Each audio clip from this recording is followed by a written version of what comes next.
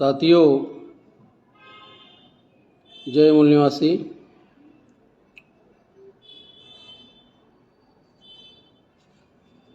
आज इस वीडियो के माध्यम से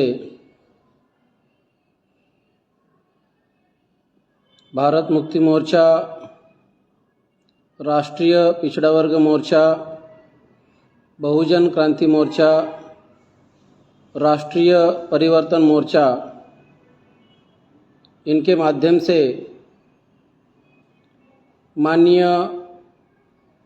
वामन मेश्राम साहब, राष्ट्रीय अध्यक्ष भारत मुक्ति मोर्चा, इनके नेतृत्व में 31 दिसंबर यानी कल भारत बंद का ऐलान किया गया है। माननीय चौधरी विकास पटेल, राष्ट्रीय पिछड़ा वर्ग मोर्चा, इनके द्वारा भी इस बंद को डिक्लेयर किया गया है। इस बंद के प्रमुख 3 बिंदु है, 3 मुद्दे हैं। इसमें सबसे पहला मुद्दा जो है वो है ओबीसी की जाति आधारित जनगणना न करने के विरोध में। ओबीसी की जाति आधारित जनगणना न करने के और संख्या के अनुपात में सभी क्षेत्रों में हिस्सेदारी न देने के सरकार के नीति के विरोध में। जिसकी जितनी संख्या भारी उसकी उतनी हिस्सेदारी के आधार पर सभी क्षेत्रों में हिस्सेदारी होनी चाहिए, देनी चाहिए। मगर ओबीसी की जाति आधारित जनगणना और संख्या के अनुपात में सभी क्षेत्रों में हिस्सेदारी न देने के सरकार के नीति के विरोध में ये भारत बंद घोषित किया गया है। इसके अलावा जो आज के तारीख में जो सबसे ज्वलंत इश्यू है ईवीएम का। ईवीएम चुनाव में ईवीएम से हो रही धांधली के विरोध में तथा बैलेट पेपर को लागू करने के समर्थन में इस बंद को घोषित किया गया है। और केंद्रीय मंत्री अमित शाह, इनके द्वारा डॉक्टर बाबा साहब अंबेडकर के विरोध में किए गए अपमानजनक बयान के विरोध में 31 दिसंबर को ये भारत बंद किया जा रहा है। इस रेफरेंस में कुछ महत्वपूर्ण बातों को आपके सामने रखना चाहूँगा। जैसे कि संसद में केंद्रीय गृह मंत्री अमित शाह द्वारा बाबा साहब डॉक्टर भीमराव अंबेडकर, इनके खिलाफ अपमानजनक बयान जो अमित शाह ने जो बयान दिया, ये बयान देने के पीछे एक तो अमित शाह जिस फैक्ट्री से आरएसएस की जिस फैक्ट्री से उन्होंने जो एक स्क्रिप्टेड बयान दिया, बाबा साहब डॉक्टर अंबेडकर के विरोध में जो बयान दिया गया, ये बयान देने के पीछे क्या मकसद था? अमित शाह को ये बयान देने के पीछे क्या मकसद था? केंद्रीय मंत्री अमित शाह को ये बयान देने के पीछे का क्या मकसद था? तो 2024 का जो चुनाव और उस चुनाव में ईवीएम से जो धांधली हुई उसकी चर्चा पूरे भारत भर में हो रही थी। साथ साथ हरियाणा का जो विधानसभा का चुनाव हुआ, महाराष्ट्र का विधानसभा का चुनाव हुआ और उसमें जो धांधली हुई और धांधली करके विधानसभा, महाराष्ट्र की विधानसभा और हरियाणा की विधानसभा पर बीजेपी ने कब्जा किया और लोकसभा में भी बीजेपी ने कब्जा किया। धांधली करके, घोटाला करके, ईवीएम में घोटाला करके ये कब्जा किया। इस बात की पूरे भारत भर में चर्चा हो रही थी। इस चर्चा को दबाने के लिए लगातार चर्चा हो रही थी, आंकड़ों के साथ, तथ्यों के साथ। चुनाव आयोग के विरोध में सारी चर्चा सोशल मीडिया पे हो रही थी और इस चर्चा का लोगों का ध्यान डाइवर्ट करने के लिए ये पॉलिसी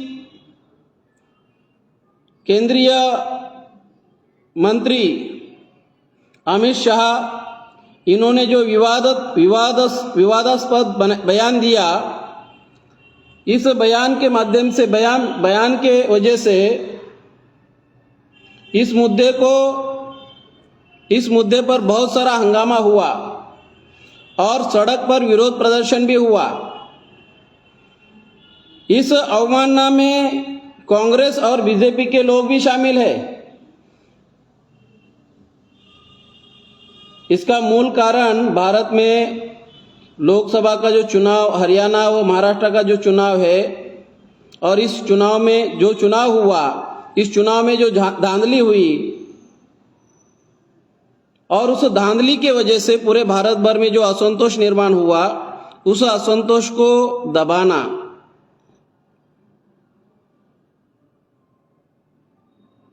इस इशू को, ये जो धांधली है, गड़बड़ी है, ईवीएम के द्वारा जो गड़बड़ी हुई, धांधली हुई, उस इशू को, उस धांधली को, माहौल को, असंतोष को दबाने के लिए केंद्रीय मंत्री अमित शाह के द्वारा आरएसएस स्क्रिप्टेड ये अपमानजनक बयान को बाबा साहब डॉक्टर भीमराव अंबेडकर जी के विरोध में संसद में दिया गया और उसका जोर शोर से कांग्रेस के माध्यम से इसको उठाया गया। इस इशू को ब्राह्मण बनिया मीडिया ने भी इसका प्रचार किया, इसको प्रचारित किया। आरएसएस ये जहरीली फैक्ट्री है। जो विचारधारा, जो आइडियोलॉजी आरएसएस के माध्यम से जिसका विरोध लगातार हो रहा है, मगर हम लोग भारत मुक्ति मोर्चा के माध्यम से और तमाम ऑफशूट ऑर्गेनाइजेशन के माध्यम से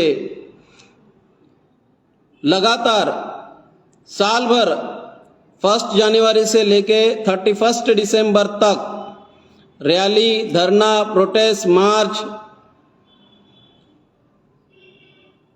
जेल भरो, भारत बंद, इस अभियान के अंतर्गत ब्राह्मणों की जो भी पॉलिसी है, आरएसएस, बीजेपी, कांग्रेस की जो भी पॉलिसी है, इस पॉलिसी को आदरणीय वामन मेश्राम साहब उनके रणनीति को, उनके पॉलिसी को, उनके षड्यंत्र को, उनके प्लान को लगातार एक्सपोज कर रहे हैं, लगातार एक्सपोज कर रहे हैं।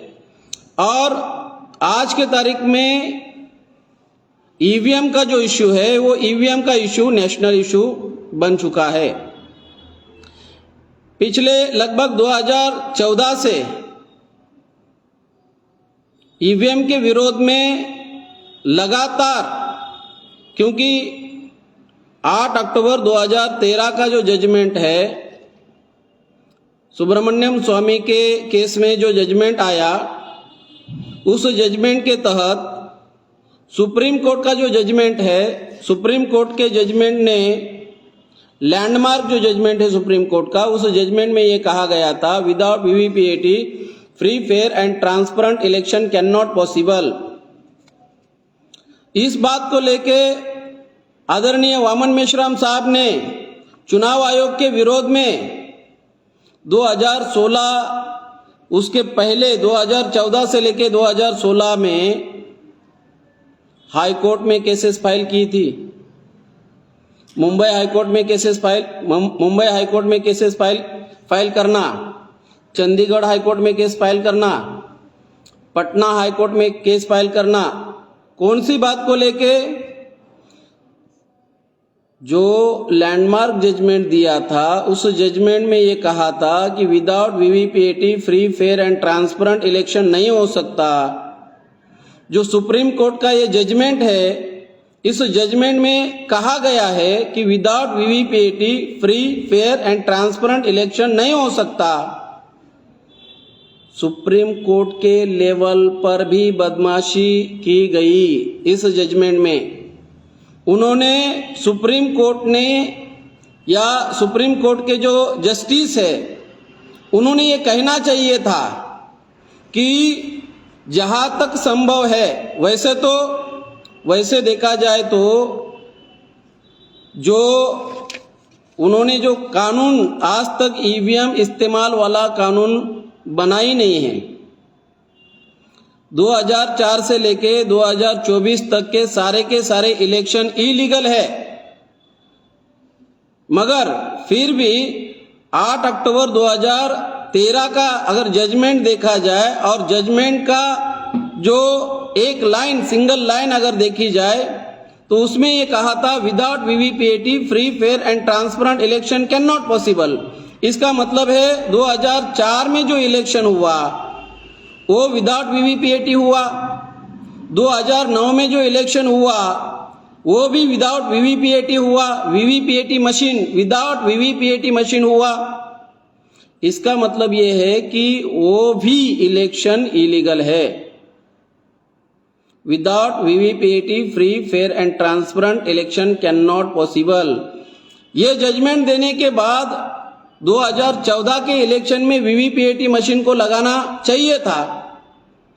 इस बात को लेके आदरणीय वामन मेश्राम साहब चुनाव आयोग के अगेंस्ट में सुप्रीम कोर्ट में 2016 अगस्त सुप्रीम कोर्ट में माननीय वामन मेश्राम साहब ने चुनाव आयोग के विरोध में केस फाइल किया। कौन सा केस था वो? Contempt of court.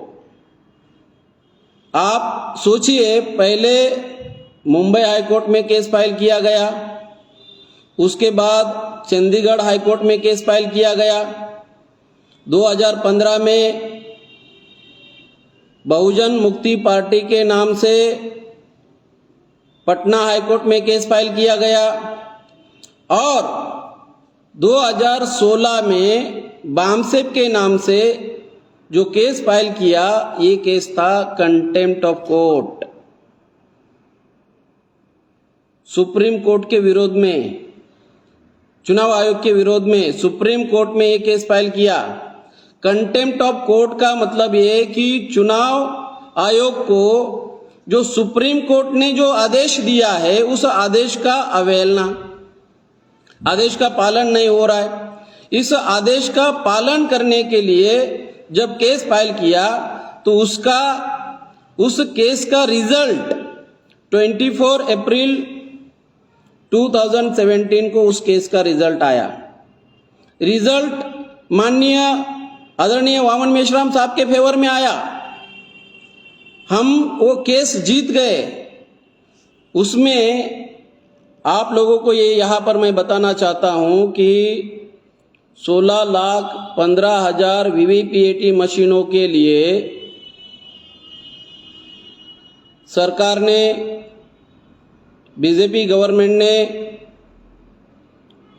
3,568 crore rupees को सैंक्शन किया। उस केस का जो डॉक्यूमेंट है, अगर आप पढ़ेंगे उस डॉक्यूमेंट को तो आपको पता चलेगा सुप्रीम कोर्ट में चुनाव आयोग को एफिडेविट लिखना पड़ा। इतना कैबिनेट ने अमाउंट सैंक्शन किया, संसद में अमाउंट, वास्तव में ये होता है कि as per money bill article 109, article 110, इस आर्टिकल 109 मनी बिल के तहत इसको संसद में रखा जाता है, लोकसभा में इसको पास किया जाता है, वो मनी बिल राज्यसभा में भेजा जाता है। राज्यसभा के लोगों को कोई अथॉरिटी नहीं है। विद इन 14 डेज में उन लोगों ने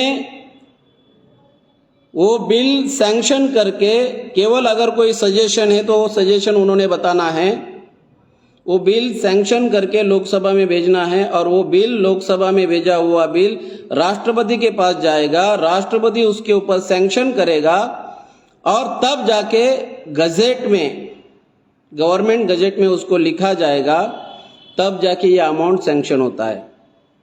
तो आप अंदाजा कर सकते हैं कि ये बिल लोकसभा में डिस्कस हुआ होगा। अगर लोकसभा में डिस्कस हुआ होगा मनी बिल लोकसभा में ही डिस्कस होता है। एज पर आर्टिकल 109, आर्टिकल 110 के तहत लोकसभा में डिस्कस होता है। नरेंद्र मोदी को झक मार के यह अमाउंट सैंक्शन करना पड़ा। इतनी भयानक बात है, ये साधारण बात नहीं है। चुनाव आयोग एक कॉन्स्टिट्यूशनल इंस्टीट्यूशन है।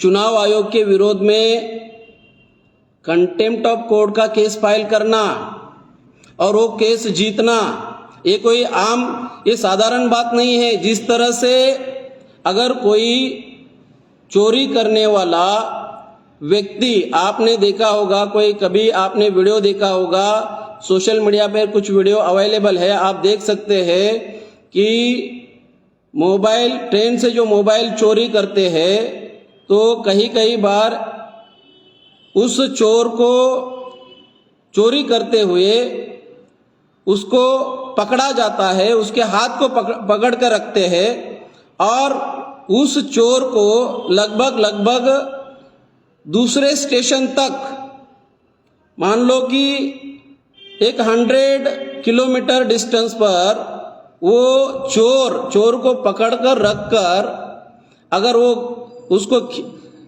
ट्रेन के साथ अगर वो लेके गए तो उस चोर की हालत क्या होगी, इसका अंदाजा आपको आ सकता है कि वो चोर जो है, मोबाइल चोर, वो ये नहीं बोल सकता कि मुझे छोड़ो। उस तरह से चुनाव आयोग की हालत हुई थी। और कंटेम्प्ट ऑफ कोर्ट के केस में माननीय वामन मेश्राम साहब ने जो कंटेम्प्ट ऑफ कोर्ट का केस चुनाव आयोग के विरोध में किया था, उसमें चुनाव आयोग की हालत इसी तरह से हो चुकी थी। इसके उपरांत जो केस हम लोगों ने जो केस जीता, उस वजह से पूरे भारत भर में 2019 में 2019 में 10,35,000 वीवीपीएटी मशीनों को लगाया गया। बावजूद 10,35,000 वीवीपीएटी मशीनों को लगाने के बावजूद भी 56C, 56D, 49MA ये रूल फ्रेम किया हुआ था। इस रूल के तहत 56C, ये अगर रूल आप लोगों को ने गुल्ला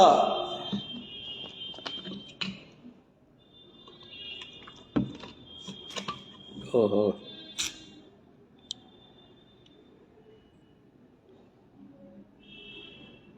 हेलो आवाज आ रही है साथियों? आवाज आ रही है क्या?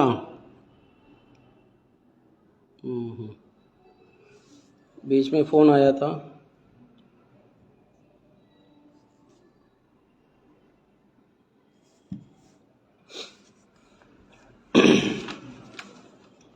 साथियों, मैं आप लोगों को ये बता रहा था 24 अप्रैल 2017 में जो केस हम लोगों ने आदरणीय वामन मेश्राम साहब ने जीता, उस केस के वजह से आप लोगों को वीवीपीएटी मशीन पूरे भारत भर में दिखाई देती है। वीवीपीएटी मशीन तो लगी, लेकिन जो रूल उन्होंने फ्रेम किया था 56C, 56D, 49MA, इस रूल के कारण, इस रूल को काउंटर करने के लिए, इस रूल के अगेंस्ट में रूल जलाने का काम भी हुआ संगठन के माध्यम से, और बहुत सा मतलब आंदोलन भी किया गया। मैं आप लोगों को यहाँ ये बताना चाहता हूँ 2019 में और 2018 के दिसंबर महीने में और 2019 के जनवरी महीने में बहुजन मुक्ति पार्टी के माध्यम से 56C, 56D, 49MA इस रूल के अगेंस्ट में केस फाइल किया गया था। इस केस को आरएसएस, कांग्रेस, बीजेपी का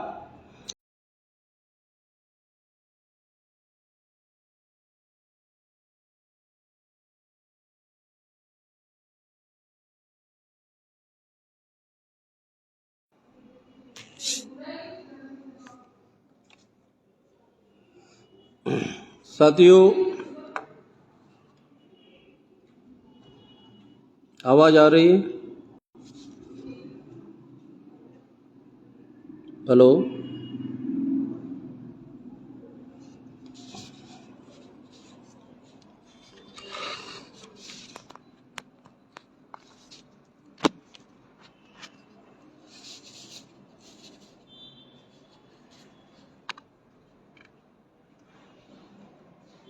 हेलो,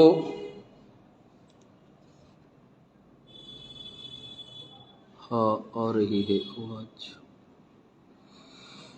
जय मूल निवासी, बीच में फोन आ चुका था, फोन आ गया था। साथियों, मैं ये बात बता रहा था,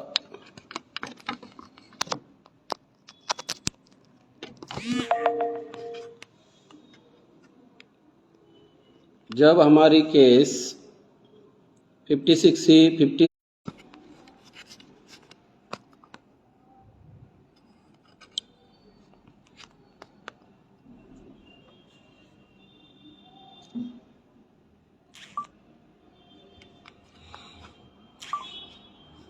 जय मूल निवासी साथियों, तो 56C, 56D, 49MA इस रेफरेंस में मैं अपनी बात कर रहा था। तो बहुजन मुक्ति पार्टी के नाम से हमने जो केस फाइल किया था जनवरी 2019 कांग्रेस ने जो प्लान बनाया, उस प्लान के तहत उन्होंने चंद्रबाबू नायडू को खड़ा किया और चंद्रबाबू नायडू के माध्यम से N Chandrababu Naidu and 21 political party को उन्होंने खड़ा किया और हमारे केस को उनके साथ क्लब किया, और क्लब करते हुए उन्होंने जजमेंट दिया 8 अप्रैल 2019 को जजमेंट दिया, इलेक्शन के पहले। जजमेंट में लिखा, हमारे केस को क्लब करके जजमेंट में सुप्रीम कोर्ट ने ये लिखा कि 56C shall continue. 56C shall continue. 56C क्या है? जो सेकंड रनर अप है, वो सेकंड रनर अप जितने भी कैंडिडेट है उसमें से जो सेकंड रनर अप है, सेकंड पोजीशन पर है, केवल उसने ही रिकाउंटिंग की डिमांड करना है। ये फंडामेंटल राइट के विरोध में है, आर्टिकल 13 के विरोध में है, आर्टिकल 14 के विरोध में है, इक्वलिटी बिफोर लॉ के विरोध में है, आर्टिकल 15 के विरोध में है, आर्टिकल 21 के विरोध में है। तो ये फंडामेंटल राइट के विरोध में होने के बावजूद भी सुप्रीम कोर्ट ने ये कहा, 6 लाइन का जजमेंट सुप्रीम कोर्ट ने वहाँ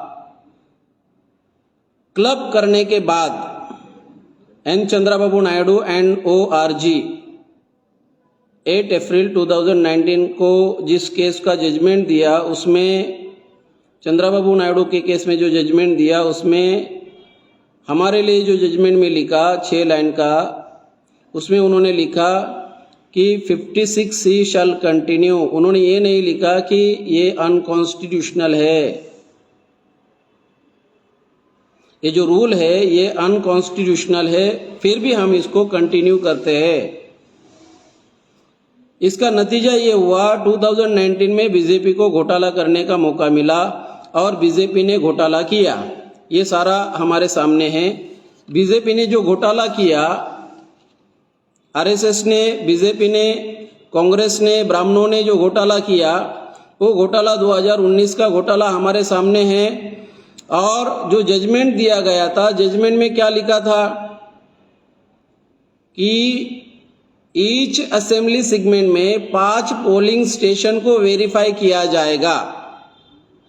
8 अप्रैल 2019 के जजमेंट में सुप्रीम कोर्ट के ये लिखा था कि ईच असेंबली सेगमेंट में 5 पोलिंग स्टेशन को वेरीफाई किया जाएगा, 5 EVM, 5 VVPAT मशीन को नहीं। ईच असेंबली सेगमेंट में 5 पोलिंग स्टेशन को, अभी भी वो रूल है, 5 पोलिंग स्टेशन को वेरीफाई किया जाएगा। लेकिन 2019 का जो इलेक्शन हुआ, उसी इलेक्शन होने के बाद उन्होंने क्या किया, 10,35,000 VVPAT मशीन को लगाया गया था और वेरीफाई कितना किया, 20,687।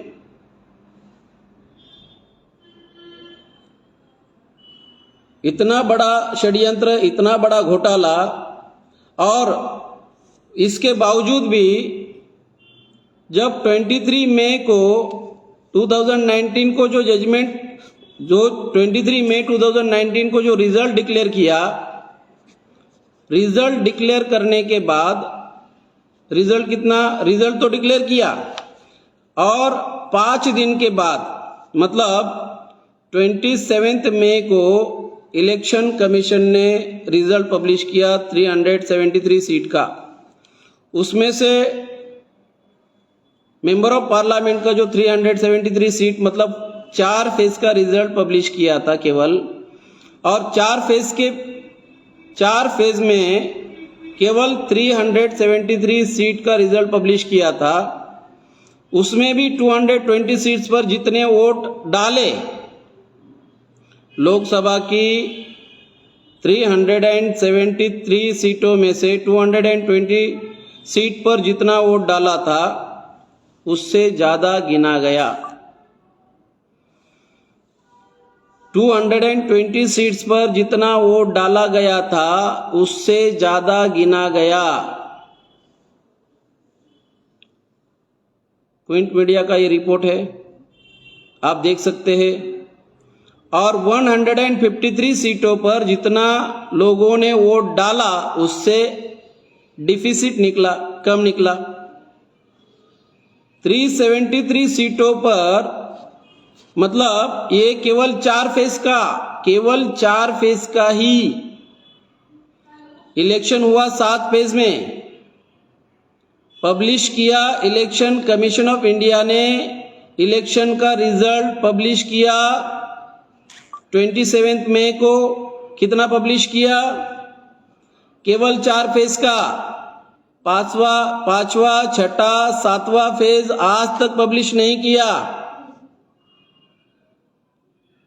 इसका जब क्विंट मीडिया के लोगों ने फॉलो किया तो उनको ये कहा गया, और बाकायदा आज भी आप लोग देख सकते हैं, चुनाव आयोग वास्तव में, माननीय वामन मेश्राम साहब चुनाव आयोग के बारे में जो बोलते हैं ईवीएम मशीन चोर है, चुनाव आयोग चोरों का सरदार है, चुनाव आयोग लोकतांत्रिक संस्था है। चुनाव आयोग को संविधान निर्माताओं ने आर्टिकल 324 से 329 के तहत फ्री, फेयर एंड ट्रांसपेरेंट चुनाव कराने की जिम्मेदारी लगाई है।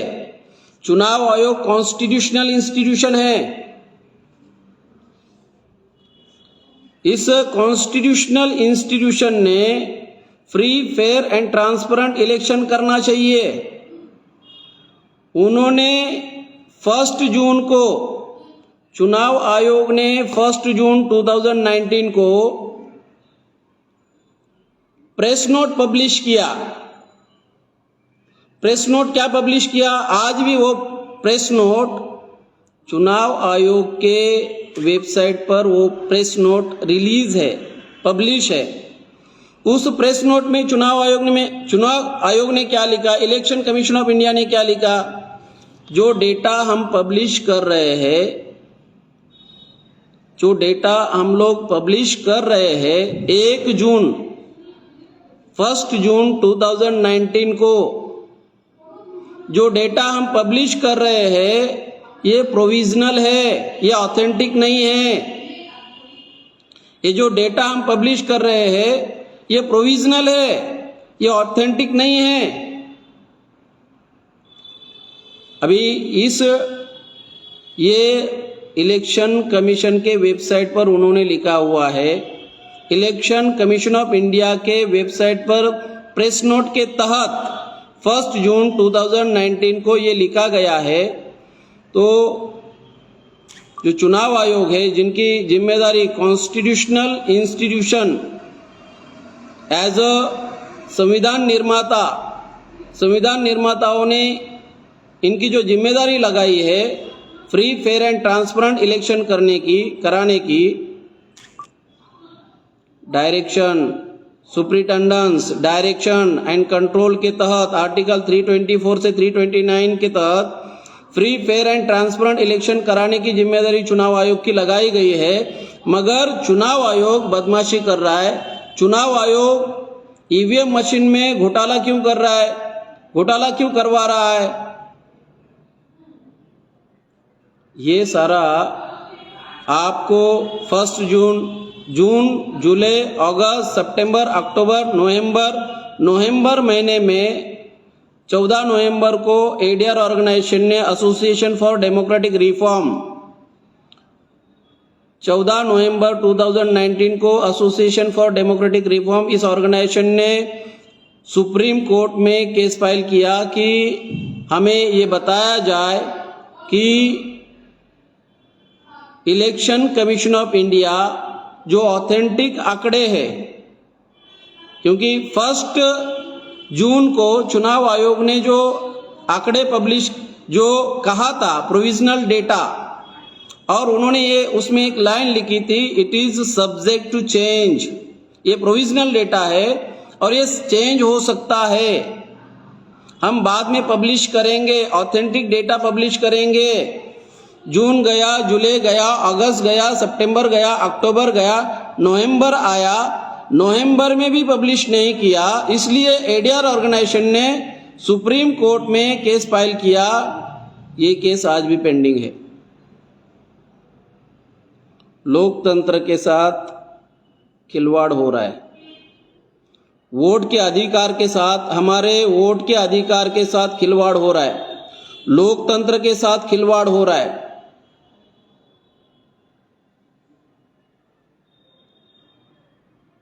ये और इतना ही नहीं, तो चुनाव आयोग ने जो बदमाशी हुई, उस बदमाशी के तहत उन्होंने क्या किया, चुनाव आयोग ने क्या किया,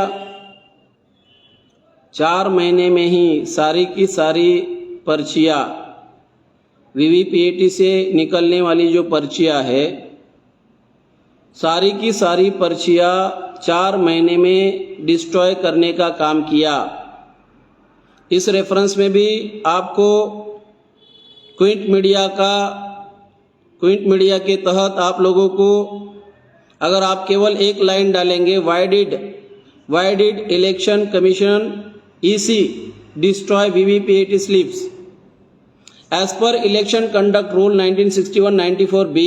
इस एक्ट के तहत ये वीवीपीएटी स्लिप्स जो है वो वीवीपीएटी स्लिप्स को 1 साल रखना कंपलसरी है, मैंडेटरी है। मगर उन्होंने, चुनाव आयोग ने वीवीपीएटी से निकलने वाली पर्ची, रिसीट्स, स्लिप्स 4 महीने में डिस्ट्रॉय की। इसके पीछे का क्या रीजन है?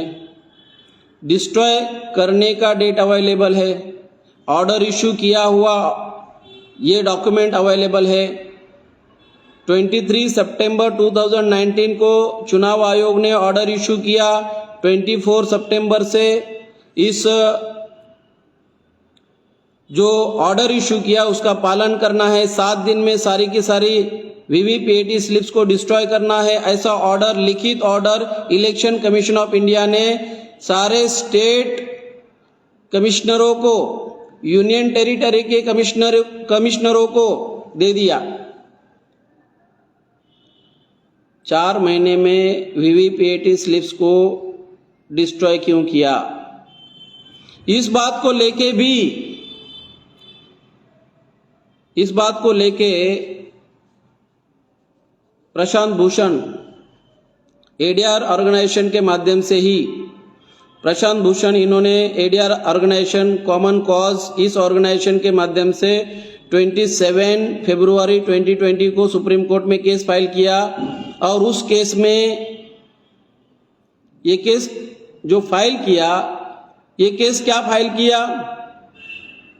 एडीआर ऑर्गेनाइजेशन ने ये पूछा कि हमें चुनाव आयोग ने ये जवाब देना चाहिए कि जो वीवीपीएटी मशीन है, वीवीपीएटी मशीन से निकलने वाली पर्ची है, as per election conduct rule 1961-94B, इस क्लॉज के तहत उस वीवीपीएटी से निकलने वाली पर्ची को 1 साल रखना, उसका प्रावधान है 1 साल रखने का। आपने 4 महीने में क्यों डिस्ट्रॉय किया?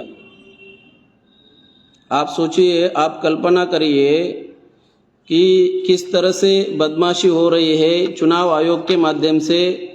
जिस चुनाव आयोग के अगेंस्ट में माननीय वामन मेश्राम साहब ने उनको नंगा करने का, पूरे भारत भर में परिवर्तन यात्रा निकाल के उनको नंगा करने का काम किया। आज ईवीएम का इशू नेशनल इशू बन चुका है। 2014 से ये काम माननीय वामन मेश्राम साहब, राष्ट्रीय अध्यक्ष वामन मेश्राम साहब, इनके द्वारा ये हो रहा था, लगातार हो रहा था। आज भी चुनाव आयोग की औकात नहीं है कि माननीय वामन मेश्राम साहब ईवीएम मशीन चोर है, चुनाव आयोग चोरों का सरदार है। इस बात को परिवर्तन यात्रा में लगातार बोलते रहे, ईवीएम मशीन चोर है, चुनाव आयोग चोरों का सरदार है। उनके अगेंस्ट में सिंगल केस फाइल नहीं की। और जो सैयद शुजा, जो कांग्रेस प्लांटेड है, उस सैयद शुजा को 21 जनवरी 2019 को उन्होंने अमेरिका से, यूएसए में उन्होंने प्रेस कॉन्फ्रेंस लगाई और 2014 का इलेक्शन किस तरह से धांधली करके, घोटाला करके हुआ, इसके बारे में उन्होंने वहां प्रेस कॉन्फ्रेंस लगाई। प्रेस कॉन्फ्रेंस में बात रखी, इंटरनेशनल लेवल पर वो बात को, उसको पब्लिश किया गया। और यहां से चुनाव आयोग ने दूसरे ही दिन 22 जनवरी 2019 को, चुनाव के पहले 22 जनवरी 2019 को चुनाव आयोग ने सैयद शुजा के विरोध में एफआईआर फाइल किया, IPC 501। और उन्होंने ये कहा कि ये चुनाव की प्रक्रिया के बारे में रमर फैला रहा है, उसको अरेस्ट करने के लिए अगर वो इंडिया में आता है तो उसको अरेस्ट किया जा सकता है। मगर 2014 से लेके आज तक हम लोग ईवीएम के विरोध में बोल रहे हैं। आपने ये जो पर्चा 30 अक्टूबर का जो भारत बंद है, भारत मुक्ति मोर्चा के माध्यम से और राष्ट्रीय पिछड़ा वर्ग मोर्चा के माध्यम से 30 अक्टूबर 2024 का जो भारत बंद किया था, चुनाव में ईवीएम में हो रही धांधली के विरोध में तथा बैलेट पेपर के समर्थन में, इसमें हम लोगों ने लिखा था, 4 पेज का जो डॉक्यूमेंट है, इसमें हम लोगों ने लिखा था, सुप्रीम कोर्ट के नियंत्रण और निगरानी में, ये साधारण बात नहीं है, सुप्रीम कोर्ट के नियंत्रण और निगरानी में चुनाव आयोग ईवीएम में घोटाला कर रहा है, धांधली कर रहा है। तो मैं आपको ये बता रहा था, 27 फरवरी 2020 को सुप्रीम कोर्ट में एडीआर ऑर्गेनाइजेशन ने, कॉमन कॉज ऑर्गेनाइजेशन ने केस फाइल किया और उन्होंने ये पूछने की कोशिश की कि 4 महीने में वीवीपीएटी रिसीट्स, स्लीव्स, पर्चियां डिस्ट्रॉय क्यों की। चुनाव आयोग को कटघरे में खड़ा होना पड़ा और चुनाव आयोग को जवाब जब पूछा गया, सुप्रीम कोर्ट ने चुनाव आयोग को जब जवाब पूछा गया 27 फरवरी 2020 को, 27 फरवरी 2020 को जब चुनाव आयोग को सुप्रीम कोर्ट ने जब जवाब पूछा, तो चुनाव आयोग के लोगों ने ये कहा कि हमें थोड़ा समय दिया जाए। सुप्रीम कोर्ट ने चुनाव आयोग को 4 वीक का समय दिया, 4 वीक का समय दिया। सुप्रीम कोर्ट ने चुनाव आयोग को 4 वीक का समय दिया। 27 फरवरी 2020 से अगर आप 4 वीक कंप्लीट काउंट करेंगे तो आपको पता चलेगा 22 मार्च को 4 वीक कंप्लीट होते हैं और 22 मार्च को जनता कर्फ्यू लगाया जाता है। 22 मार्च को जनता कर्फ्यू लगाया जाता है। 24 को नाइट को नरेंद्र मोदी 9 बजे आके 24 मार्च 2020 को नाइट को 9 बजे आके कल से लॉकडाउन घोषित किया जाता है। मतलब 25 तारीख से 25 मार्च 2020 को लॉकडाउन घोषित किया जाता है। ये डिक्लेयर करने के बाद जो ईवीएम का इश्यू था, ईवीएम में जो घोटाला करके, जो धांधली करके 2019 का चुनाव जो जीता था, उसके ऊपर पूरी तरह से पर्दा पड़ गया। पूरी तरह से उस इश्यू को डाइवर्ट इन लोगों ने किया, आरएसएस, बीजेपी, कांग्रेस, ब्राह्मणों ने, क्योंकि आज के तारीख में ब्राह्मण 3% है, ब्राह्मण 3% है और 3% लोग, 3.5% लोग वास्तव में देखा जाए तो ब्राह्मणों का शासन सत्ता पर कब्जा है। भारत में एक वर्ग प्रजा वर्ग है और एक शासक वर्ग है। भारत का शासक ब्राह्मण है। ब्राह्मण बाय डीएनए विदेशी है। SC, ST, OBC bye DNA मूल निवासी है। मूल निवासी प्रजा एक मूल निवासी वर्ग है और एक विदेशी वर्ग है। ब्राह्मण वर्ग जो है वो विदेशी वर्ग है। वर्तमान में ब्राह्मणों के पास प्रजा वर्ग का भविष्य निर्धारण करने का अधिकार है और उसका नतीजा क्या, हमें खास करके ईवीएम के वजह से क्या हो रहा है, शासक वर्ग का सत्ता पक्ष और विपक्ष पर भी कब्जा होने के साथ साथ संवैधानिक संस्थाओं पर भी पूरी तरह से कब्जा हो चुका है। और इसके वजह से क्या हो रहा है, सामाजिक बदलाव। आप कल्पना कर सकते हैं 1 अगस्त शायद 1 अगस्त 1920 बाल गंगाधर तिलक उनके मृत्यु के पहले बाल गंगाधर तिलक ब्राह्मणों का सबसे टॉप लीडर था और ब्राह्मण का टॉप लीडर वो ये बोलते थे कि तेली तंबोली कुनबटों को संसद में जाकर क्या हल चलाना है। जिस वक्त विधिमंडल की बात हो रही थी, जिस वक्त वोटिंग का राइट नहीं था, प्रजा को वोटिंग का राइट नहीं था, भारत की प्रजा को वोटिंग का राइट नहीं था, उस वक्त ब्राह्मण की मानसिकता क्या थी? तेली तंबोली कुनबटों को संसद में जाकर क्या हल चलाना है। उस वक्त हमें वोटिंग का राइट ही नहीं है। 17 अगस्त 1932 को वोटिंग का राइट मिला। बाबा साहब डॉक्टर अंबेडकर ने वोटिंग का राइट हासिल किया। राउंड टेबल कॉन्फ्रेंस जो लंदन में हुई, उस वजह से राउंड टेबल कॉन्फ्रेंस में कम्युनल अवार्ड जो डिक्लेयर हुआ और उस अवार्ड के तहत अडल्ट फ्रेंचाइज वोटिंग का अधिकार हमें प्राप्त हुआ। इंडिया के लोगों को वोटिंग का राइट प्राप्त हुआ और उसको पहली बार 1932 के बाद 1935 में सेकेंड इंडिया एक्ट में उसको इंक्लूड किया गया।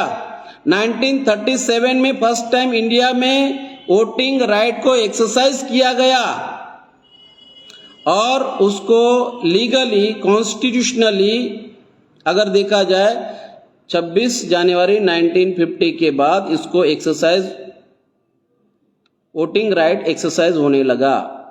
फंडामेंटल राइट के साथ लीगल राइट आर्टिकल 324 से लेके 329। वोटिंग राइट ये साधारण राइट नहीं है। आज के तारीख में वोटिंग का जो वोट का जो अधिकार है, ये राजा बनने का, राजा चुनने का अधिकार है। 1950 के बाद हमें क्या दिखाई देता है? हमें 1950 के बाद ये दिखाई देता है कि शासन सत्ता जो ब्राह्मणों का कब्जा था, 1989 तक हमें ये दिखाई देता है ब्राह्मणों का कब्जा दिखाई देता है। और 1989 में तब तक हम लोग चुनने का काम कर रहे थे, बनने का काम नहीं कर रहे थे।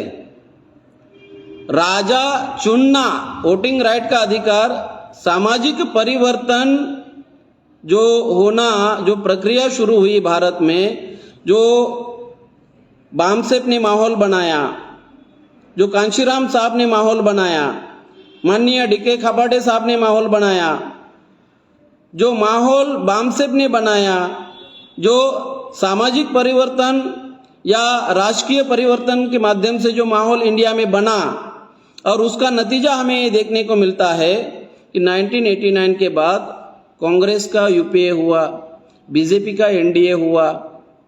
ये जब हम लोगों ने वोटिंग के आधार पर वोटिंग राइट का एक्सरसाइज होने लगा, सामाजिक बदलाव, उसका जो चेंज हमें नजर आने लगा, वो चेंज क्या नजर आने लगा? सामाजिक बदलाव। कांशीराम साहब बोलते थे 1998 में, कांशीराम साहब ये कहा करते थे कि बहुजन समाज बनने की प्रक्रिया भारत में जैसे जैसे शुरू हो गई, बहुजन समाज निर्माण होने की प्रक्रिया भारत में जैसे जैसे शुरू हो गई, तो असेंबली का एज कम होने लगा, पार्लियामेंट का एज कम होने लगा। एज कम होने लगा का मतलब क्या है कि 1989 के बाद 5-5 साल चलने वाली सरकारें गिरने लगी। तो ब्राह्मणों को ये लगा कि शासन सत्ता पर ब्राह्मणों का वर्चस्व बरकरार रखना जरूरी है। तो इसलिए उन्होंने 2004 से लेके उन्होंने ये सोचा, पहले तो उन्होंने क्या किया, 2004 के पहले बहुत सारी कोशिशें शासन सत्ता पर ब्राह्मणों का कब्जा बरकरार रखने के लिए, 3.5% ब्राह्मणों का कब्जा बरकरार रखने के लिए, क्योंकि आंदोलन क्या हो रहा था इंडिया में, जिसकी जितनी संख्या भारी उसकी उतनी हिस्सेदारी। वोट हमारा, राज तुम्हारा नहीं चलेगा। वोट हमारा का मतलब क्या है? एससी, एसटी, ओबीसी, माइनॉरिटी, इनकी संख्या ज्यादा है। लोकतंत्र में जिनकी संख्या है उनकी सरकार होती है, होनी चाहिए। जिनकी संख्या ज्यादा है और जिनकी संख्या कम है, वास्तव में ब्राह्मण की संख्या कम है, मगर आज की तारीख में ब्राह्मण की 5-5, 6-6 नेशनल पार्टियां। किसी स्टेट में अगर मान लो किसी स्टेट में ब्राह्मण लोगों की 3.5% ब्राह्मणों की 5-5 नेशनल पार्टियां, उसके तहत अगर देखा जाए तो एक भी नेशनल पार्टी नहीं बन सकती, क्योंकि जिस पार्टी को 4 राज्यों में 6% वोट मिलता है वो पार्टी ही नेशनल बन सकती है, उसको ही नेशनल लेवल का स्टेटस मिल सकता है। ब्राह्मणों की संख्या 3.5% है, तो 3.5% वाले लोग शासन सत्ता पर हैवी कैसे हो सकते हैं? तो ब्राह्मणों ने 2004 के बाद हमें ये देखने को आता है, उसके पहले मनी माफिया, मीडिया और उसके बाद EVM machine, electronic voting machine का इस्तेमाल करके ब्राह्मणों ने शासन सत्ता पर कब्जा बरकरार किया हुआ है। इस कब्जे को हम लोग एक्सपोज कर रहे हैं, माननीय वामन मेश्राम साहब एक्सपोज कर रहे हैं, रात दिन एक्सपोज कर रहे हैं। उन्होंने अपना पूरा लाइफ लगाया ब्राह्मणों को एक्सपोज करने के लिए, उनके रणनीति को, उनके पॉलिसी को, उनके सीक्रेट को, उनके हिडन एजेंडे को, उनके षड्यंत्र को लगातार एक्सपोज करने का काम हो रहा है। आज की तारीख में ईवीएम खत्म, ब्राह्मणिज्म खत्म, यहां तक मामला आ चुका है। आज की तारीख में अभी मैं आप लोगों को यह बताना चाहता हूं 2024 के इलेक्शन के बारे में। 2024 का जो इलेक्शन हुआ, एडीआर ऑर्गेनाइजेशन का जो रिपोर्ट है, उस रिपोर्ट में यह कहा गया 29 जुलाई को एडीआर ऑर्गेनाइजेशन ने जो रिपोर्ट पब्लिश किया, उस रिपोर्ट में उन्होंने क्या कहा? 5,54,598 वोट कम गिने गए। 5,54,598 वोट को कम गिना गया। लोकसभा की जो सीटें थी, लोकसभा की सीटें 543 सीटों में से एक सीट जो सूरत की थी, उस सूरत की एक सीट का अनअपोज उसको जीत लिया था उन लोगों ने। 542 सीटों में से अगर आप देखेंगे, लोकसभा की 542 में से 538 सीटों में जितने वोट पड़े और जितने वोट गिने गए, उसमें अंतर, उसमें क्या अंतर था? उन्होंने जो दावा किया, एडीआर ऑर्गेनाइजेशन ने, एसोसिएशन फॉर डेमोक्रेटिक रिफॉर्म, इस ऑर्गेनाइजेशन ने जो दावा किया, वो दावा क्या था? 362 लोकसभा सीटों पर डाले गए मतों से 5,54,598 वोट कम गिने गए। एक सीट नहीं, दो सीट नहीं, 3 सीट नहीं, 362 लोकसभा सीटों पर जितने वोट लोगों ने डाले, उससे कम वोटों को गिना गया। 362 लोकसभा सीटों पर डाले गए मतों से 5,54,598 वोट को कम गिना गया और 176 सीटों पर डाले गए वोटों से 35,093 वोट अधिक गिने गए। इस रेफरेंस में इसके पहले जो वोट फॉर डेमोक्रेसी ये ऑर्गेनाइजेशन, इन्होंने भी बहुत सारा डिटेल डेटा पब्लिश किया था। 226 पेज का डेटा रिलीज किया था और 226 पेज का डेटा रिलीज करने के बाद उन्होंने ये कहा कि बीजेपी ने 79 सीटों को किस तरह से धांधली करके, घोटाला करके, गड़बड़ी करके जीता। अभी आप ये सारा सोशल मीडिया पर अवेलेबल है। ये सारा ये बताने के पीछे जो इतना सारा जो घोटाला हुआ, और ये 2024 के इलेक्शन में जो घोटाला हुआ, इस घोटाले को दबाने के लिए, इस घोटाले के विरोध में पूरे भारत भर में माहौल, गर्म माहौल था, असंतोष का माहौल था। और एट द सेम टाइम उन्होंने क्या किया, हरियाणा में भी हरियाणा के विधानसभा में भी उन्होंने गड़बड़ी की, घोटाला किया। उसके भी सारे एविडेंस के साथ, सीसीटीवी के साथ कुछ डॉक्यूमेंट्स अवेलेबल हो गए। उन्होंने जो बदमाशी की उसके सारे रिकॉर्ड आए बाहर। हरियाणा में जिस तरह से धांधली हुई, घोटाला हुआ, हरियाणा के विधानसभा में जिस तरह से घोटाला, उससे भी भयानक महाराष्ट्र में घोटाला हुआ। और 207 ओबीसी और मराठा मेंबर ऑफ एमएलए, 207 जो एमएलए है, मेंबर ऑफ लेजिस्लेटिव असेंबली, 207 मतलब कि जो मराठा है, जो ओबीसी है, उनमें से कोई चीफ मिनिस्टर होना चाहिए था, मगर पेशवा ब्राह्मण महाराष्ट्र का चीफ मिनिस्टर हुआ। ये पहली बार नहीं है, उसके पहले भी एक दिन का वो चीफ मिनिस्टर बना था। तो महाराष्ट्र का जो चुनाव हुआ, ये चुनाव भी सबसे टॉप लेवल का भ्रष्टाचार, टॉप लेवल की बदमाशी, टॉप लेवल की धांधली,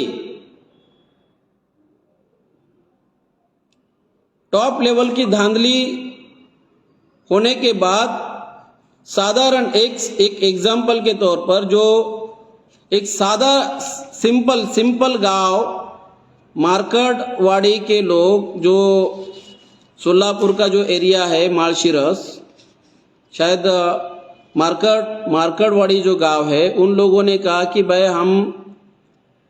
हम अपना खुद का टेस्ट करना चाहते हैं कि हमने किसको वोट दिया। तो वहां 163 आईपीसी 163 लगाना पड़ा सेंटर को।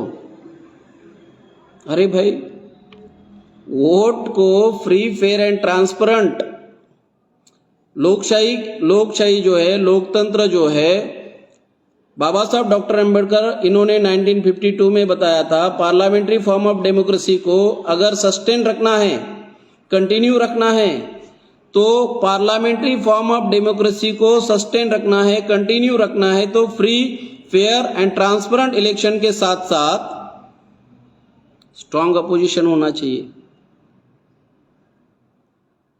पार्लियामेंट्री फॉर्म ऑफ गवर्नमेंट, संसदीय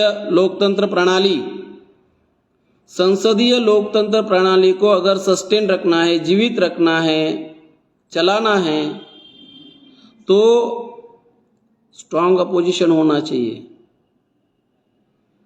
और free, fair and transparent election होना चाहिए। हमें देखने को क्या आ रहा है, आज के तारीख में कॉन्स्टिट्यूशनल इंस्टीट्यूशन पर ब्राह्मणों का कब्जा है। आप आर्टिकल 124 से लेके 147 सुप्रीम कोर्ट पर ब्राह्मण का कब्जा। हमने पिछले भारत बंद के इसमें हमने ये लिखा था, सुप्रीम कोर्ट की भूमिका निष्क्रिय, सुप्रीम कोर्ट की भूमिका निष्क्रिय। इसमें हमने लिखा था, भारत के सर्वोच्च न्यायालय को संविधान का रक्षक माना जाता है लेकिन सर्वोच्च न्यायालय ईवीएम घोटाला रोकने में असफल है। ईवीएम के माध्यम से लोकतंत्र का गला घोटा जा रहा है और सुप्रीम कोर्ट की भूमिका निष्क्रिय है। 1919 में जो ब्रिटिश लोग थे उन्होंने न्यायाधीश के रूप में ब्राह्मण लोग जो जज हुआ करते थे, तो ब्रिटिश लोगों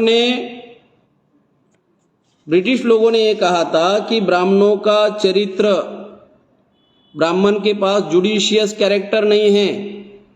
एक विदेशी दूसरे विदेशी को बोल रहा है, एक विदेशी दूसरे विदेशी को बोल रहा है कि ब्राह्मण का कैरेक्टर जुडिशियस कैरेक्टर नहीं है, और वो आज वही लोग कॉन्स्टिट्यूशनल इंस्टीट्यूशन पर उनका कब्जा आज बरकरार है। उस संदर्भ में हमने ये लिखा था 1919 में अंग्रेजों ने न्यायाधीशों के रूप में ब्राह्मणों की नियुक्ति पर प्रतिबंध लगा दिया था। उन्होंने कहा था कि ब्राह्मणों के पास न्यायिक चरित्र नहीं होता। यही बात बार बार सही साबित हो रही है। और इसमें आगे हम लोगों ने आगे लिखा था कि चुनाव आयोग जो गड़बड़ियां कर रहा है वो सुप्रीम कोर्ट के नियंत्रण और निगरानी में कर रहा है। ये लाइव हम बोल रहे हैं, ऑलरेडी लिखा हुआ है। हम चैलेंज कर रहे हैं, इस वीडियो के माध्यम से ये चैलेंज कर रहे हैं, सुप्रीम कोर्ट को चैलेंज कर रहे हैं, चुनाव आयोग को चैलेंज कर रहे हैं कि जो हम बोल रहे हैं आप लोग सुन रहे होंगे। अगर ये हम जो बोल रहे हैं अगर ये गलत है तो हमारे ऊपर केस करो, हमें जेल में डालो, जेल में जाने के लिए तैयार है। साथियों, इस तरह से सुप्रीम कोर्ट की भूमिका आज के तारीख में सुप्रीम कोर्ट 124 आर्टिकल 124 से लेके 147 सुप्रीम कोर्ट पर ब्राह्मण का कब्जा, हाई कोर्ट पर ब्राह्मण का कब्जा, आर्टिकल 214 से 231 हाई कोर्ट पर भी ब्राह्मण का कब्जा, आर्टिकल 233 से 237 सब ऑर्डिनेट कोर्ट, इसके ऊपर भी ब्राह्मण का कब्जा, चुनाव आयोग के ऊपर भी ब्राह्मण का कब्जा, IAS, IPS, IRS 79.2% ब्राह्मण क्लास 1 ऑफिसर, 79.5% ब्राह्मण क्लास 2 ऑफिसर, आर्टिकल 308 से लेके 323 ये जो IAS है, IPS है, अधिकारी है, सिविल सर्विसेज है, ये सिविल सर्विसेज से ये जो लोग बनते हैं आर्टिकल 308 से लेके 328, ये लोग कॉन्स्टिट्यूशनल इंस्टीट्यूशन पर ब्राह्मणों का पूरी तरह से कब्जा हो चुका है। आज के तारीख में लोकतंत्र खतरे में है। आर्टिकल 52 से लेकर 151 सेंटर पर ब्राह्मण का कब्जा, काउंसिल ऑफ मिनिस्टर पर ब्राह्मण का कब्जा, article 52 prime minister, article 52 president of India पर ब्राह्मण का कब्जा, आर्टिकल 74 काउंसिल ऑफ मिनिस्टर पर ब्राह्मण का कब्जा, 75 प्राइम मिनिस्टर ऑफ इंडिया पर ब्राह्मण का कब्जा। इस तरह से आज के तारीख में कॉन्स्टिट्यूशनल इंस्टीट्यूशन पर ब्राह्मण का कब्जा है। अगर आप प्रियम्बल ऑफ द कॉन्स्टिट्यूशन पढ़ेंगे, केवल प्रियम्बल ऑफ द कॉन्स्टिट्यूशन में क्या लिखा है, we the people of India, ये हमारे नौकर है। We the people of India का मीनिंग ये है कि हम मालिक है, ये नौकर है। नौकर को चाहे वो MP हो, MLA हो, चीफ मिनिस्टर हो, प्राइम मिनिस्टर हो, गवर्नर हो, ये लोग हमारे नौकर है और इनका सीमा है, इनका लिमिटेशन है। इन लोगों को 5 साल का पीरियड है। ये लोग आज के तारीख में जुडिशरी, मीडिया, पार्लियामेंट, एडमिनिस्ट्रेशन पर ब्राह्मण का 3.5% ब्राह्मण का कब्जा, आज जो ब्राह्मण का कब्जा बरकरार है, Baba Saheb doctor Ambedkar what Congress and Gandhi have done to the untouchable, इसमें बाबा साहब ने बहुत सारी बातों को उन्होंने लिखा है। उसमें एक पॉइंट आप लोगों को बताना चाहूँगा। बाबा साहब डॉक्टर अंबेडकर उसमें लिखते हैं, there is no social wrong, there is no social evil, there is no social wrong to which Brahmin does not give his support. ऐसी कौन सी भी सामाजिक बुराई नहीं है, सामाजिक कुकर्म नहीं है, सामाजिक गलत काम नहीं है जिस काम को ब्राह्मण ने अंजाम ना दिया हो। ब्राह्मण का जो पॉलिटिकल पावर पर आज के तारीख में जो कब्जा दिखाई देता है, ये आज के तारीख में केवल और केवल ईवीएम के वजह से ब्राह्मण का पॉलिटिकल पावर पर कब्जा, आज की तारीख में जो कब्जा हमें दिखाई देता है ईवीएम के माध्यम से, ये कब्जा बरकरार है। और ईवीएम के वजह से आज लोकतंत्र खतरे में है, संविधान खतरे में है। संवैधानिक संस्थाओं पर आज की तारीख में ब्राह्मण का कब्जा है। पूरी तरह से फंडामेंटल राइट पर, पूरी तरह से फंडामेंटल राइट का वायलेशन हो रहा है, सारे लेवल पर हो रहा है। फंडामेंटल राइट का मतलब है जीरो क्राइम। अगर भारत का संविधान हमारे फेवर में है, हमारे लोगों ने संविधान पढ़ा नहीं है, संविधान हमारे फेवर में है, मगर भारत का संविधान हमारे फेवर में है। फंडामेंटल राइट अगर केवल अप्लाई होता है, अगर केवल फंडामेंटल राइट ही, फंडामेंटल राइट का एक आर्टिकल आपको केवल आर्टिकल 21 बताता हूं, no person shall be deprived of his life and personal liberty except according to the procedure established by law. इसका मतलब क्या है? किसी भी व्यक्ति को, एक साधारण व्यक्ति का personal life, no person shall be deprived of his life and personal liberty, life and personal liberty किसी भी व्यक्ति का, अगर no person shall be deprived of his life and personal liberty except according to the procedure established by law. पहले क्या होता था? राजा, अगर मान लो कि राजा के विरोध में कोई व्यक्ति विद्रोह कर रहा है, तो राजा ऑर्डर देता था कि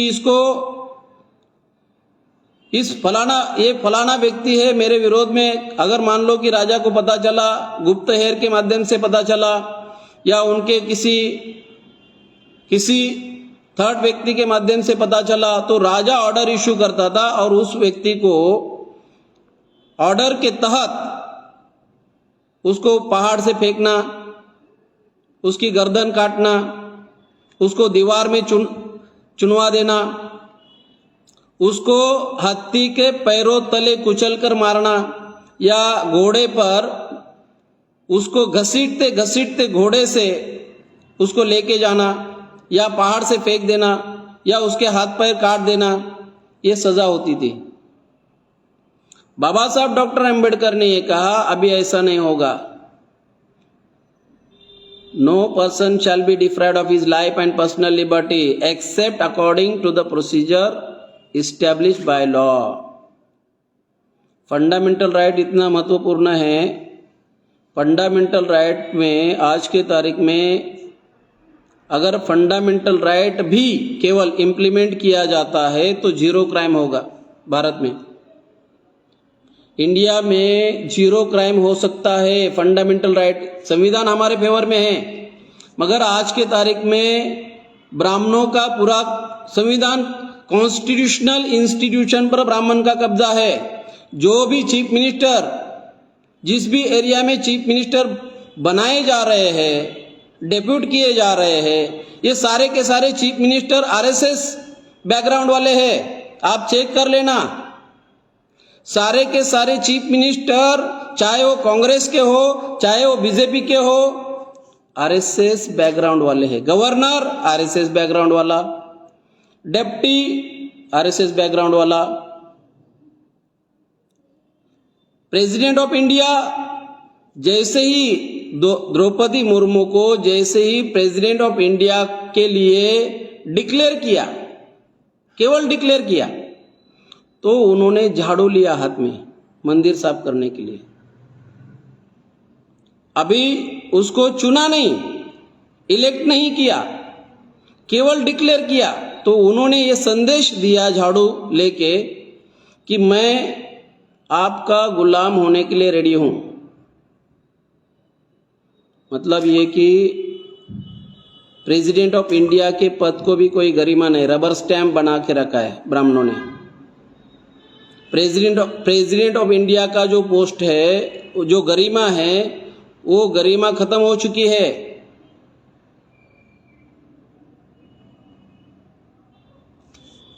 आर्टिकल 105 के तहत जो मेंबर ऑफ पार्लियामेंट 105 के तहत जो हमारे शेड्यूल कास्ट के, शेड्यूल ट्राइब के, ओबीसी के जो मेंबर ऑफ पार्लियामेंट चुनकर जाते हैं, उनको पार्लियामेंट में बोलने के लिए फुल अथॉरिटी है।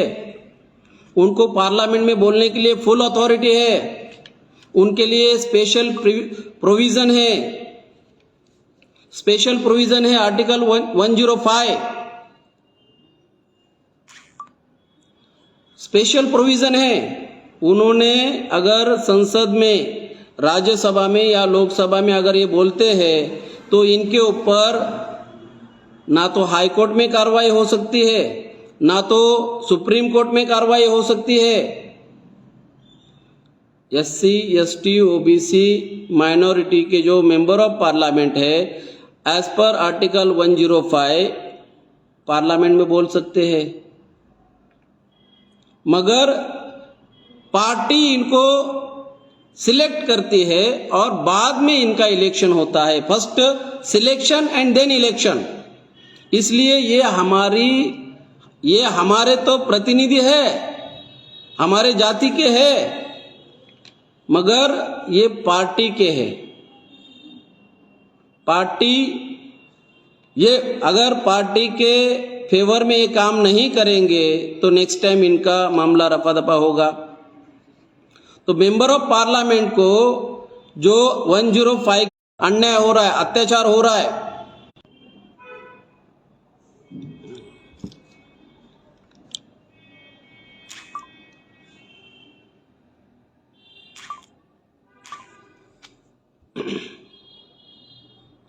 आर्टिकल 105 की बात मैं कर रहा था, आपको बीच में फोन आया। जो मेंबर ऑफ पार्लियामेंट है, लोकसभा या राज्यसभा, इनको स्पेशल प्रिविलेज है, पावर है, अथॉरिटी है बोलने के लिए, मगर ये जिस पार्टी के है वो पार्टी ब्राह्मणों की है।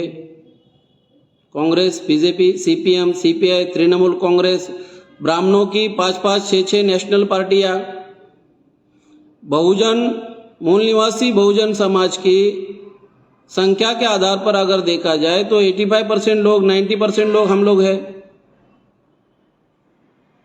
एमएलए आर्टिकल 194, एमएलए को भी फुल प्रिविलेज है, पावर है, प्रिविलेज है बोलने के लिए, अथॉरिटी है, वो भी नहीं बोलते। तो आज के तारीख में जुडिशरी, मीडिया, पार्लियामेंट, एडमिनिस्ट्रेशन, इसके ऊपर ब्राह्मण का पूरी तरह से कब्जा हो चुका है। संविधान खतरे में है, लोकतंत्र खतरे में है, डेमोक्रेसी खतरे में है। इसलिए इसको एक्सपोज करने का काम आज के तारीख में माननीय वामन मेश्राम साहब कर रहे हैं। अगर 1 जनवरी से लेके 31 दिसंबर तक माननीय राष्ट्रीय अध्यक्ष वामन मेश्राम साहब ब्राह्मणों के पॉलिसी को एक्सपोज कर रहे, उनके रणनीति को एक्सपोज कर रहे, उनके स्ट्रेटेजी को एक्सपोज कर रहे, उनके दावपेच को एक्सपोज कर रहे, उनके हेड कैंपेन को डेली प्रबोधनात्मक प्रोग्राम लगाकर एक्सपोज कर रहे, डे नाइट एक्सपोज कर रहे, रैली, धरना, प्रोटेस्ट, मार्च, जेल भरो, भारत बंद, इतना सारा करके उनको एक्सपोज करने का काम कर रहे। आज के तारीख में जो इशू भारत मुक्ति मोर्चा के माध्यम से, राष्ट्रीय पिछड़ा वर्ग मोर्चा के माध्यम से, बहुजन क्रांति मोर्चा के माध्यम से, राष्ट्रीय परिवर्तन मोर्चा के माध्यम से जो इशू हम लोग डिस्कस कर रहे हैं, वो इशू नेशनल लेवल पर डिस्कस हो रहे। ईवीएम का इशू 10 साल के, जो 10 साल में लोग जिस इशू को लेके हम लोगों में बात करते थे, तो उस वक्त लोग हमारी बातों को टालते थे। आज वो इशू नेशनल इशू बन चुका है। आज ये इशू ब्राह्मणों की गली के हड्डी बन चुका है। ईवीएम खत्म, ब्राह्मणिज्म खत्म, यहां तक मामला आ चुका है। तो साथियों, आज के तारीख में जो भारत मुक्ति मोर्चा, राष्ट्रीय पिछड़ा वर्ग मोर्चा, बहुजन क्रांति मोर्चा, राष्ट्रीय परिवर्तन मोर्चा, इनके माध्यम से माननीय वामन मेश्राम साहब इनके नेतृत्व में, और राष्ट्रीय पिछड़ा वर्ग मोर्चा के माननीय चौधरी विकास पटेल राष्ट्रीय अध्यक्ष, इनके माध्यम से जो भारत बंद का ऐलान किया गया है, इस भारत बंद को आप लोगों को सफल करना है। आज जो लड़ाई माननीय वामन मेश्राम साहब लड़ रहे हैं, ये लड़ाई संघ परिवार वर्सेस मूल निवासी परिवार, ये लड़ाई बन चुकी है। इसके लिए आपको केवल एक बात मैं यहाँ पर बताना चाहता हूँ। 2018 को मार्च महीने में जो मोहन भागवत, मार्च महीने में 2018 में मोहन भागवत ये बोल रहे थे कि इंडियन आर्मी को अगर युद्धजन्य परिस्थिति निर्माण होती है तो इंडियन आर्मी को 6 महीना लग सकता है तैयारी के लिए। युद्धजन्य परिस्थिति निर्माण होती है तो 6 महीना इंडियन आर्मी को लग सकता है तैयारी के लिए, मगर आरएसएस को 3 दिन में, आरएसएस के लोग, मोहन भागवत ऐसा बोल रहा है, आरएसएस के लोग 3 दिन में तैयारी कर सकते हैं। युद्धजन्य परिस्थिति अगर देश में निर्माण होती है तो 3 दिन में उसका सॉल्यूशन हम निकाल सकते हैं। ऐसा बोलने वाला आरएसएस का हेड नागपुर में 6 अक्टूबर 2022 को जब हम लोगों ने 4.5 लाख लोगों का मोर्चा निकाला तो उसको लॉक लगा के भागना पड़ा। उनको बताया था, 1 महीना पहले बताया था, आरएसएस के हेडक्वार्टर पर आ रहे हैं, वॉल पेंटिंग करके, लाइव आके, पम्पलेट निकाल के, पोस्टर निकाल के, बैनर निकाल के, बार बार लाइव आके माननीय वामन मेश्राम साहब ने बताया था कि हम आने वाले हैं। कहाँ गया तुम्हारा, आपकी तैयारी कहाँ गई? उसके बाद अभी ये 5-6 महीने पहले आरएसएस का जो हेड है मोहन भागवत सर संचालक, उनकी सिक्योरिटी Z+ से बढ़ाकर ASL कर दी। Z+ से बढ़ाकर ASL कर दी। ASL क्या है? Advance security license. किसका डर है आपको? दूसरी बात, आरएसएस रजिस्टर्ड ऑर्गेनाइजेशन नहीं है, उनके पास अनअकाउंटेड पैसा है आरएसएस के पास। अनरजिस्टर्ड ऑर्गेनाइजेशन है, ऑडिट नहीं किया जाता। दूसरी सबसे महत्वपूर्ण बात क्या है? ऑडिट नहीं किया जाता। हमारा ऑर्गेनाइजेशन रजिस्टर्ड है। उनके ऑर्गेनाइजेशन के ऊपर सुप्रीम कोर्ट में, हाई कोर्ट में केसेस है।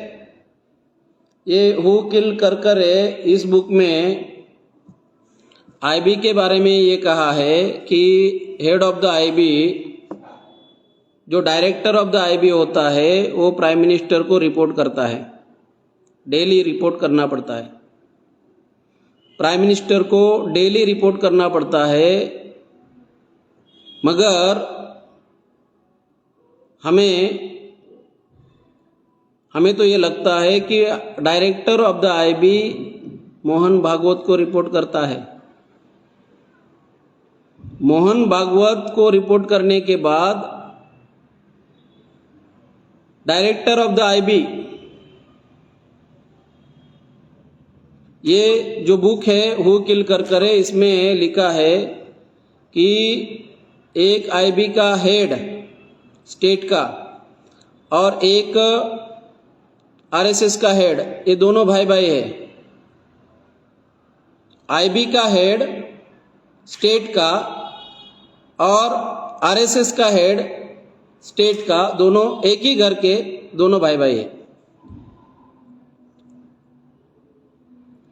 उसका जो डायरेक्टर है उसको डेली 15 से 20 मिनट प्राइम मिनिस्टर को रिपोर्ट करना है, देश में क्या चल रहा है इसको लेके। जो आपको अमित शाह होम मिनिस्टर, ये होम मिनिस्टर ऐसा क्यों बोला, बाबा साहब डॉक्टर अंबेडकर के विरोध में क्यों बोला, उसके पास भी ये डेली रिपोर्ट जाता है। उसके पास भी डेली रिपोर्ट जाता है।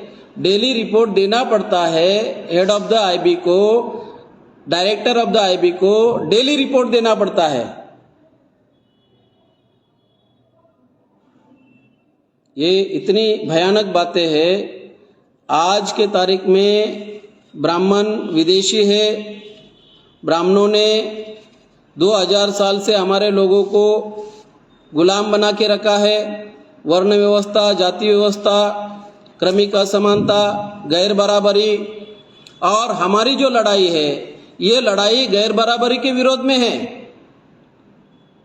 हमारी लड़ाई गैर बराबरी के विरोध में है, और गैर बराबरी के विरोध में जो लड़ाई हम लोग लड़ रहे हैं इसमें वोटिंग का राइट सबसे महत्वपूर्ण है।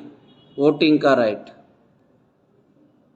वोटिंग के राइट से 1952 के बाद हमें क्या दिखाई देता है? वोटिंग के राइट की वजह से सामाजिक बदलाव।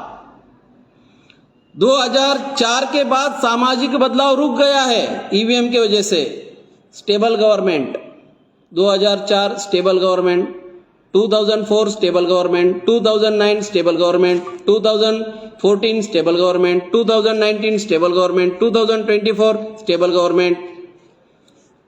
1952 से लेके हर 5 साल गवर्नमेंट चेंज हो रहा है। अभी ये 18वीं लोकसभा है। 18 into 5 90 होता है।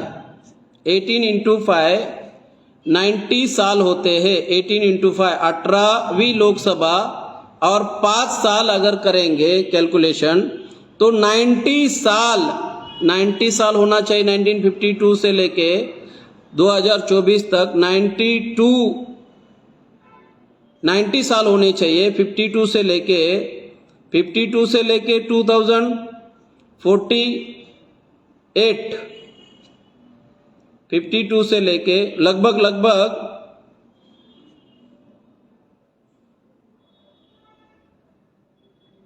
ये होते हैं 72 साल। मतलब अगर 5 साल की सरकारें अगर देखा जाए तो 1952 से आज तक 72 72 और 18 इंटू 5 अगर देखा जाए तो 90 ईयर्स होता है। मतलब कि 18 इंटू 5 मतलब 18वीं लोकसभा है और 5 साल के हिसाब से अगर देखा जाए तो 90 साल होते हैं। मगर बीच में गवर्नमेंट 1989 के बाद गवर्नमेंट 2 साल में गिर रहा है, 3 साल में गिर रहा है, 13 महीने में गिर रही है, 13 दिन में गिर रही है। ये चमत्कार कैसे हुआ? बैलेट से हुआ। और बैलेट से जब चमत्कार हुआ तो परिवर्तन शुरू हुआ, सामाजिक बदलाव शुरू हुआ। और उस सामाजिक बदलाव का नतीजा ये हुआ कि घनश्याम साहब ये बोलते थे कि बहुजन समाज निर्माण होने की प्रक्रिया जैसे जैसे भारत में शुरू हुई तो क्या हुआ? बहुजन समाज निर्माण बनने की प्रक्रिया भारत में शुरू हुई तो असेंबली का एज कम होने लगा, पार्लियामेंट का एज कम होने लगा। उस एज को उन्होंने क्या किया? ईवीएम लाने के बाद ब्राह्मणों ने 2004 stable government, 2009 stable government, 2014 stable government, 2019 stable government, 2024 stable government. अभी 1 नेशन 1 इलेक्शन की बात कर रहे हैं ब्राह्मण। क्यों भाई? 1 नेशन 1 इलेक्शन, उनको ये सारा बवाल नहीं चाहिए, असंतोष नहीं चाहिए। असंतोष इसलिए ये जो आईबी के ऊपर ब्राह्मण का कंट्रोल, सीबीआई के ऊपर ब्राह्मण का कंट्रोल, मिलिट्री के ऊपर ब्राह्मण का कंट्रोल, जुडिशरी के ऊपर ब्राह्मण का कंट्रोल, पार्लियामेंट के ऊपर ब्राह्मण का कंट्रोल, अपोजिशन के ऊपर ब्राह्मण का कंट्रोल, रूलिंग के ऊपर ब्राह्मण का कंट्रोल, आईपीएस के ऊपर ब्राह्मण का control, IPS, IRS, IAS, IPS, IRS, इसके ऊपर ब्राह्मण का कंट्रोल। मतलब आज के तारीख में जो हमारे लोग जो एमपी एमएलए है उनको डराया जाता है, धमकाया जाता है। आज के तारीख में अगर देखा जाए तो 2019 में अगर आप लोगों को 2019 में बीजेपी ने 27,000 करोड़ खर्चा किया इलेक्शन के ऊपर। 27,000 करोड़, 27,000 करोड़ का मतलब होता है 303 सीट के लिए 27,000 करोड़ डिवाइडेड बाय 303, 110 करोड़ एक सीट के लिए 110 करोड़ खर्चा किया। कहां से आया पैसा भाई आपके पास? 110 करोड़ एक सीट के लिए 110 करोड़। 2019 में 43% member of parliament criminal background के हैं। 2024 में 46% member of parliament criminal background के हैं। अगर लोग चुनकर दे रहे हैं आपको, लोग क्रिमिनल को कैसे चुन रहे हैं? ये सोचने वाली बात है। आप लोगों ने इसके ऊपर सोचना चाहिए। इसके पहले हम लोगों ने जो भारत बंद का ऐलान किया था, उस भारत बंद के इसमें अगर ये पॉम्पलेट आप पढ़ेंगे भारत बंद का, लास्ट पॉइंट आप लोगों को बताना चाहूँगा केवल, उसमें हम लोगों ने ईवीएम का षड्यंत्र, वोट का अधिकार, ब्राह्मणों का कब्जा, ईवीएम के माध्यम से लोकसभा चुनाव और देश की प्रजा के साथ धोखाधड़ी, बहुत सारी बातों को एक्सपोज किया हुआ है। क्विंट मीडिया इनका जिक्र किया है, द वायर का जिक्र किया है, एक्सप्लेन एक्स का जिक्र किया है, एलन मस्क ने जो दावा किया उसका जिक्र किया। एलन मस्क ने तो 15 जून 2024 को उन्होंने कहा था, ट्विटर हैंडल से उन्होंने लिखा था, we should eliminate electronic voting machine, the risk of being hacked by human और artificial intelligence while small is still too high. ये दुनिया के सबसे प्रभावी, दुनिया के विमानन उद्योग में स्पेस एक्स नामक कंपनी 102 देशों के लिए उनके उपग्रहों को अंतरिक्ष में लॉन्च करने का काम करती है। इस व्यक्ति ने ईवीएम के विरोध में इन्होंने बयान दिया है। ये जो एलन मस्क है, स्पेसएक्स नाम की कंपनी है उनकी, उसमें उन्होंने, उसके सीईओ है, इस कंपनी ने 6646 सैटेलाइट अंतरिक्ष में लॉन्च किए हैं। ये व्यक्ति बोल रहा है कि ईवीएम को खत्म कर देना चाहिए।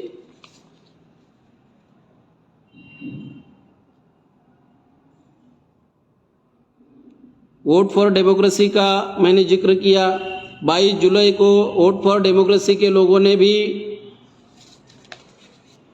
2024 के चुनाव के बारे में उनका रिपोर्ट पब्लिश है। 4,65,46,885 वोट भाजपा उम्मीदवारों के चुनाव परिणामों में जोड़कर 79 उम्मीदवारों को जिताया। ये चुनाव आयोग पर शक करने का वाजिब कारण है, ऐसा उनका कहना है, वोट फॉर डेमोक्रेसी का।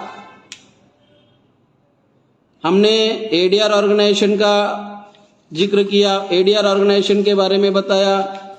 हमने परकला प्रभाकर का जिक्र किया था, उन्होंने जो चुनाव आयोग के विरोध में बयान दिया था उसका जिक्र किया था। प्रोग्राम हैकिंग में डेट एंड टाइमर क्लॉक के बारे में बताया था। इसके पहले भी हम लोगों ने बहुत सारा, जो 31 जनवरी 2024 का, इसी साल का जो पैम्फलेट बनाया गया था, उसमें जर्मनी का और एडवांस कंट्री के बारे में ये कहा था कि बाहर के जो एडवांस कंट्री है, एडवांस कंट्री के टेक्नोलॉजी में एक्सपर्ट जो लोग हैं, टेक्नोलॉजी में जो एडवांस कंट्री है, उन्होंने भी ईवीएम को बैन करके रखा हुआ है। जो कंट्री टेक्नोलॉजिकली एडवांस है, आप सोचिए, जर्मनी के कॉन्स्टिट्यूशनल कोर्ट ने ईवीएम को इलीगल कहा, अनकॉन्स्टिट्यूशनल कहा। उन्होंने 2 पेज का जजमेंट दिया। जर्मनी के कॉन्स्टिट्यूशनल कोर्ट ने जो 2 पेज का जजमेंट दिया और उन्होंने कहा कि ईवीएम मशीन अनकॉन्स्टिट्यूशनल है, अनलॉफुल है। ईवीएम मशीन अनकॉन्स्टिट्यूशनल है, असंवैधानिक है, गैर कानूनी है। हर व्यक्ति को ये मालूम होना चाहिए कि मेरा वोट गया कहाँ। अनपढ़ से अनपढ़, इलिटरेट से इलिटरेट व्यक्ति को मालूम होना चाहिए कि मेरा वोट गया कहाँ। इस रेफरेंस में इसके पहले भी हम लोगों ने ये बातें कही थी। सुप्रीम कोर्ट का हमने सोर्स कोड के बारे में भी बातें कही, पेटेंट के बारे में भी बातें कही। बहुत सारा डॉक्यूमेंट हमारे पास है। तो साथियों, ये जो भारत बंद माननीय वामन मेश्राम साहब, इनके माध्यम से, इनके नेतृत्व में हो रहा है, ये लोकतंत्र बचाने के लिए हम लोग कर रहे हैं, संविधान को बचाने के लिए कर रहे हैं। पिछले 10 साल से लगातार कर रहे हैं ईवीएम के विरोध में, खास करके ईवीएम के विरोध की बात कर रहा हूं। वैसे तो माननीय वामन मेश्राम साहब ने पूरा लाइफ लगा दिया है लोकतंत्र बचाने के लिए, संविधान बचाने के लिए, महापुरुषों के मिशन के लिए। आज की तारीख में उनके इक्वल कोई भी लीडर नहीं है। और अगर जो मैंने लीडर का दूसरे जो लोग हैं, एमपी एमएलए, उनकी औकात क्या है? अगर उनको मान लो, उनको अगर जेल में डाला, बहुत सारे एमएलए को, एमपी को, चीफ मिनिस्टर को जेल में डाला गया, उनकी क्या औकात है? जिनको जेल में डाला उनके पीछे कोई है नहीं। चीफ मिनिस्टर होने के बावजूद भी उनका नेशनल लेवल पर ऐसा कोई संगठन नहीं है। नेशनल लेवल की उनकी कोई शक्ति नहीं है, जन आंदोलन नहीं है। क्या ब्राह्मण वामन मेश्राम साहब को एक दिन के लिए जेल में डाल सकता है? एक दिन के लिए अगर जेल में डालेंगे तो ब्राह्मण को उनकी औकात पता चलेगी, ब्राह्मणों की औकात पता चलेगी। और हमारा जो एमपी, हमारे जो कोई एमपी है, एमएलए है, उनको जेल में डालने के बाद उनकी औकात पता चलती है कि उनका कितना, उनके पास क्या है। आज के तारीख में हमारे पास आंदोलन है, संगठित शक्ति है पूरे भारत भर में, और एक इशारे पे ये सारा भारत मुक्ति मोर्चा, राष्ट्रीय पिछड़ा वर्ग मोर्चा, बहुजन क्रांति मोर्चा, राष्ट्रीय परिवर्तन मोर्चा, इसके माध्यम से ये भारत बंद घोषित किया गया है। आप लोग इस भारत बंद की तैयारी करेंगे, सक्रियता से करेंगे।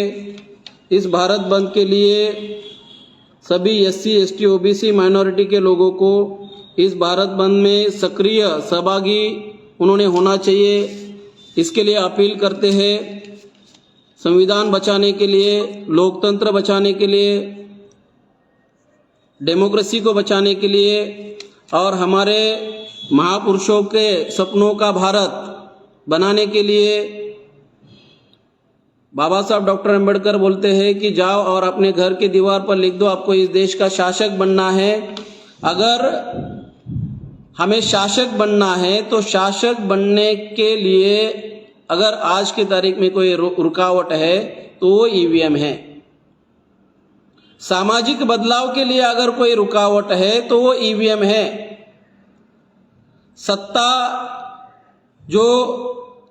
सत्ता संघर्ष, उसके लिए, व्यवस्था परिवर्तन के लिए जो रुकावट हो आज के तारीख में है वो ईवीएम है। जन आंदोलन के लिए जो रिक्वायरमेंट है, उद्देश्य, विचारधारा, नेतृत्व, संगठन, राम साहब ने ऐलान किया है, उस भारत बंद को आप लोग सफल करेंगे।